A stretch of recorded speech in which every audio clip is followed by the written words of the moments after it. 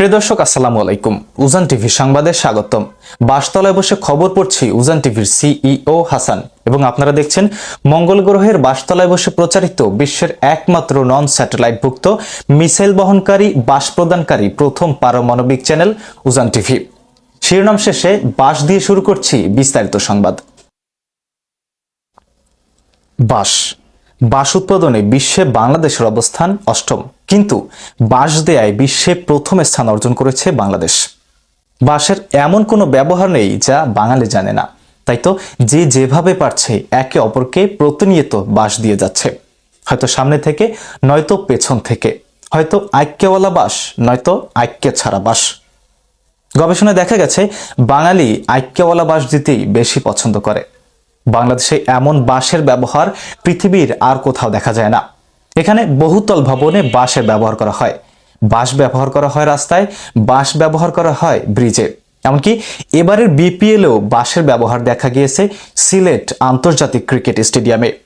বাংলাদেশে বাঁশের ব্যবহার নিয়ে টিক্কা সেলিমের লেখা প্রতিবেদনে দেখুন বিস্তারিত। বাঁশ আমাদের দেশে বহুল ব্যবহৃত একটি জিনিস। বাঁশকে আপনি আলুর সাথেও তুলনা করতে পারেন। আলু যেমন সব তরকারির সাথে খাপ খায়, তেমনি যে কোনো কাজে আমাদের বাঁশের প্রয়োজন হয়। বাঁশ এমনই একটি উপকারী জিনিস যে আপনার চারপাশের লোকজন আপনাকে বাঁশ দেওয়ার জন্য প্রতিনিয়ত অপেক্ষা করে। বাঁশের ব্যবহারে বাঙালি যেন পিএইচডি ডিগ্রি অর্জন করেছে, না হলে কি এত সূক্ষ্মভাবে কেউ বাঁশ দিতে পারে?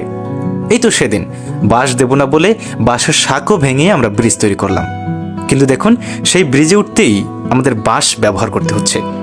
ব্যাপারটা আজব না? রডের দাম বেশি বলে আমরা রাস্তার কাজে রডের বদলে বাঁশ দিচ্ছি, অথচ রডের টাকায় আমাদের পকেটে ঢুকছে। এই যে দেখুন, বহুতল ভবন নির্মাণেও আমরা রডের বদলে বাঁশ দিচ্ছি, কারণ আমরা জানি কিছুদিন পরে ধরে যাবে। কিন্তু যেই বাঁশ আমরা দিচ্ছি তার কি কোনো ক্ষয় আছে? ব্রিজ নির্মাণেও রাতের আধারে রডের বদলে বাঁশ দিচ্ছি, আবার সেই ব্রিজে উঠতেই আমাদের বাঁশ ব্যবহার করতে হচ্ছে। রেল লাইনের রাস্তাগুলোর জয়েন্ট খুলে যাচ্ছে, মেরামত না করেও সেখানে আমরা বাঁশ দিচ্ছি। বাঁশের ব্যবহার তো এখন দিন দিন আন্তর্জাতিক পর্যায়ে চলে যাচ্ছে। এই যে বিপিএলে সিলেট আন্তর্জাতিক ক্রিকেট স্টেডিয়ামের সাইট স্ক্রিন দাঁড় করাতেও আমরা বাঁশ দিয়েছি।